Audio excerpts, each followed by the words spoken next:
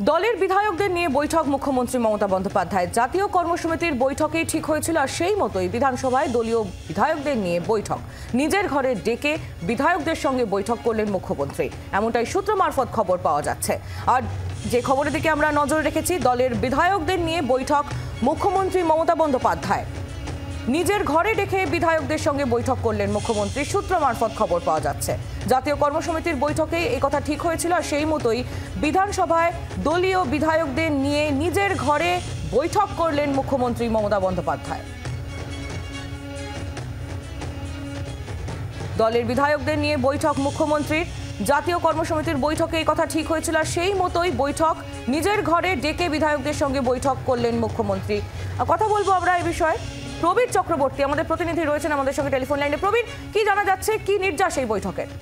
দেখো, বিধানসভা প্রশ্নোত্তর পর্বের শেষে মুখ্যমন্ত্রী মমতা বন্দ্যোপাধ্যায় নিজের ঘরে দলের সমস্ত বিধায়কদের ডেকে পাঠিয়েছেন, এবং সেখানে যেটা জানা যাচ্ছে যে এটা সমস্ত বিধায়কের বৈঠক হলেও মূলত বিষয়টা হচ্ছে যে এই যে ধান যে সরকার কেনে, সেই সময় যে ধান কেনে সেই ক্ষেত্রে 3 কেজি করে ধানে কুইন্টাল প্রতি বাদ দেয় সরকার, কিন্তু সেটা কোনো কারণে 5 কেজি করে দেওয়া হয়েছে বলে অভিযোগ এসেছে।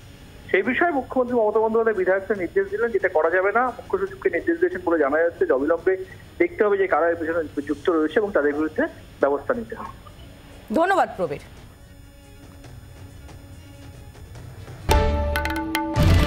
বাংলার আওয়াজ, বাঙালির আবেগ, জি 24 ঘন্টা।